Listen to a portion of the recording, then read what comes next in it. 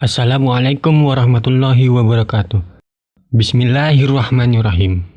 Kali ini kita telah sampai kepada bab faslun, yaitu bab yang terletak setelah bab ma'rifat alamatil i'rab dalam kitab Syarah Mukhtasar Jiddan yang mensyarahi kitab Matan Jurumiyah pada halaman ke-9. Nah, setelah kita mempelajari tentang macam-macam dari i'rab beserta tanda-tandanya dan kalimat-kalimat yang masuk terhadap keempat i'rab tersebut, baik itu rofa, nasab, khofat atau jar dan jazm. Nah, dalam bab faslun di sini atau pasal di sini ini berisi tentang materi-materi sebelumnya yang mana materi tersebut dijelaskan secara mujmal, artinya secara gamblang, tidak serinci sebelumnya. Ini hanya sebagai rangkuman atau bentuk penjelasan sebagai tamrinan, pelatihan untuk mengingat terhadap bab-bab sebelumnya. Langsung saja kita baca terlebih dahulu Arabnya. Bismillahirrahmanirrahim. Faslun. Hadzal faslu yuzkaru fihi jami'u ma taqaddama fil babis sabiqi. Lakinnahu fil babis sabiqi dzakarahu mufassalan. Wal qasdu dzikruhu huna mujmalan. Wa hadhihi 'adatul mutaqaddimina yadhkuruna al-kalama awwalan mufassalan, thumma yadhkurunahu mujmalan. Tamrinan lil mubtadi fayakunu kal jam'i indal hisabi. Al mu'rabatu qismani qismun yu'rabu bil harakati, yakni bidzalika dhammata wal fathata wal kasrata wa yulhaqu bihas sukunu. Wa qismun yu'rabu bil hurufi, yakni bihal wawa wal alifah wal ya'ah wan nunah wa yulhaqu bihal harfu. Bismillahirrahmanirrahim.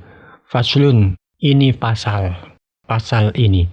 Hadzal faslu, adapun pasal ini atau bab faslun ini, yuzkaru fihi, itu ditutur atau disebutkan atau dijelaskan di dalam pasal ini jami'u ma, seluruh materi atau penjelasan taqaddama yang terdahulu fil babis sabiqi dalam bab sebelumnya.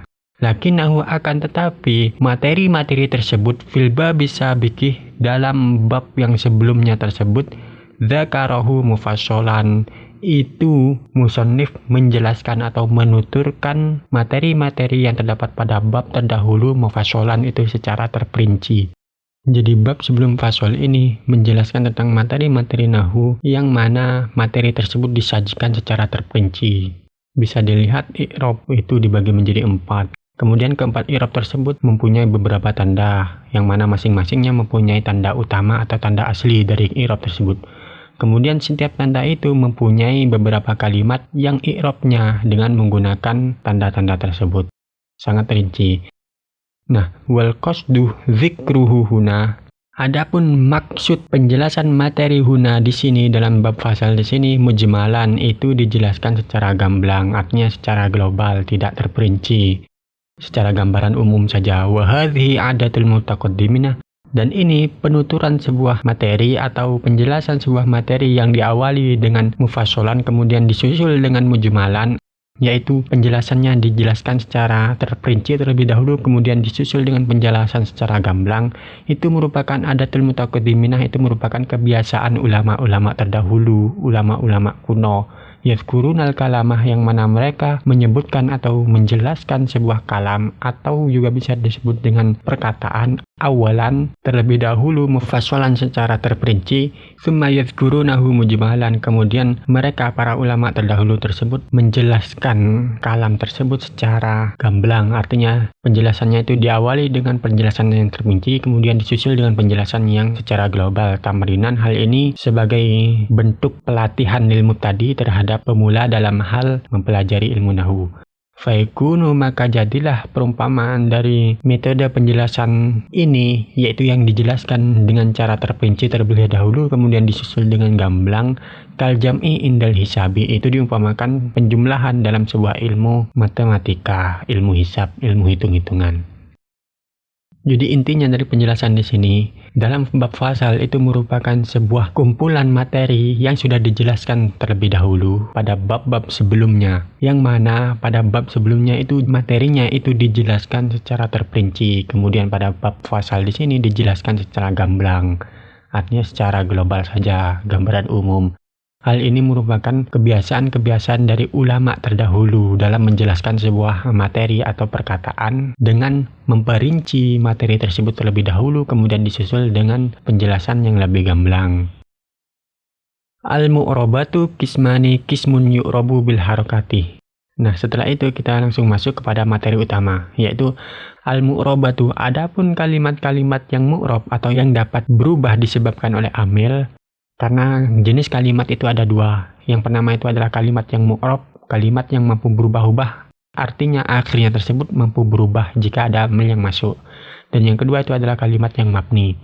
Kalimat yang tidak berubah pada akhir lafadznya walaupun kemasukan amil yang berbeda-beda. Seperti contoh isim domir, itu mabni. Nah, yang dibahas di sini adalah al-mu'rabat, kalimat yang mu'rab. Seperti lafaz Zaidun, itu kan bisa berubah-ubah jadi Zaidun, Zaidan, atau Zaidin, tergantung amil yang memasuki. Untuk jenis kalimat di sini, kalimat yang mu'rab itu dibagi menjadi dua lagi. Al-mu'rabatu kismani. Adapun kalimat-kalimat yang mu'rab yang dapat berubah disebabkan oleh amil itu dibagi menjadi dua, kismani. Kismun yu'rabu bil harakati. Ada kalanya suatu bagian kalimat yang di-i'rab atau yang mu'rabnya dengan menggunakan harokat. Itu yang pertama, bagian pertama. Kalimat yang mu'rabnya dengan menggunakan harokat. Yakni bidzalikat dhammatah. Yakni kalimat yang mu'rab dengan harokat itu ada kalanya ad-dhammatah. Itu dengan menggunakan harokat dhammah, wal fathatah dan harokat fathah, wal kasrotah dan harokat kasroh, wa yulhaqu bihas sukunu. Dan menggunakan sesuatu yang disamakan dengan harokat dhammah, fathah maupun kasroh itu yang berupa harokat sukun. Kenapa sukun ini disebut sebagai mulhaq harokat? Karena keberadaannya tersebut masih berpengaruh terhadap keterbacaan sebuah huruf, walaupun tidak memberikan bunyi vokal terhadap huruf yang disukunkan tersebut, tapi masih mempengaruhi terhadap bunyi dari sebuah huruf. Oleh sebab itu, as-sukun ini tidak disebut dengan harokat, akan tetapi dikatakan sebagai mulhaq harokat. Karena di sini yang termasuk harokat itu bisa memberikan bunyi vokal terhadap sebuah huruf seperti dhammah, memberikan bunyi vokal U, fathah vokal A, kemudian kasroh vokal I. Sedangkan sukun itu tidak memberikan bunyi vokal terhadap sebuah huruf, akan tetapi mempengaruhi keterbunyian terhadap sebuah huruf itu sendiri, yaitu harus terbaca sukun mati. Itu bagian yang pertama, yaitu kalimat yang mu'rab dengan harokat, yang berupa harokat dhammah, fathah ataupun kasroh, dan juga menggunakan dengan mulhaq harokat seperti sukun. Adapun bagian kedua dari mu'rabat itu sendiri, yaitu wa qismun yu'rabu bil hurufi, yaitu suatu bagian kalimat yang di-i'rabkan atau yang mu'rabnya dengan menggunakan huruf. Yakni mu'rab dengan huruf itu dengan menggunakan huruf al-wawah, dengan menggunakan huruf waw wal alifah, dan huruf alif wal ya'ah, dan huruf ya wan nunah, dan huruf nun. Wa yulhaqu bihal hatfu, dan diserupakan biha terhadap huruf al-hatfu, yaitu pembuangan. Jadi dalam mu'rab huruf itu ada yang namanya mulhaq juga. Mulhaq huruf, yaitu al-hatfu, membuang.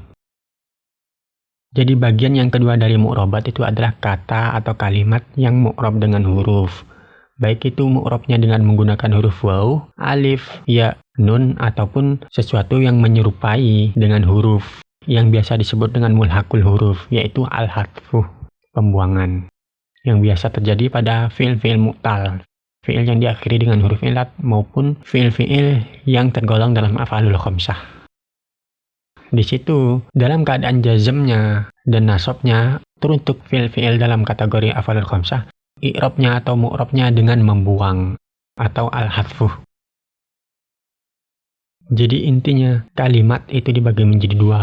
Yang pertama kalimat yang mu'rab, dan yang kedua itu adalah kalimat yang mabni. Kalimat yang mu'rab itu adalah kalimat yang pada akhirnya itu dapat berubah-ubah disebabkan amil-amil yang berbeda-beda. Seperti lafaz Zaidun bisa menjadi Zaidan atau Zaidin. Dan yang kedua itu disebut sebagai kalimat yang mabni, yaitu kalimat yang pada akhirnya tersebut tidak dapat berubah-ubah. Seperti lafaz huwa yang termasuk dalam isim dhamir, tidak bisa berubah menjadi hu ataupun huwi. Nah, untuk yang mu'rab atau kalimat yang dapat berubah itu juga dibagi menjadi dua. Yang pertama ada kalanya itu mu'rab dengan harokat, yaitu harokat dhammah, fathah, kasroh, ataupun yang serupa dengan harokat yaitu sukun, seperti lafaz Zaidun, Zaidan, dan Zaidin.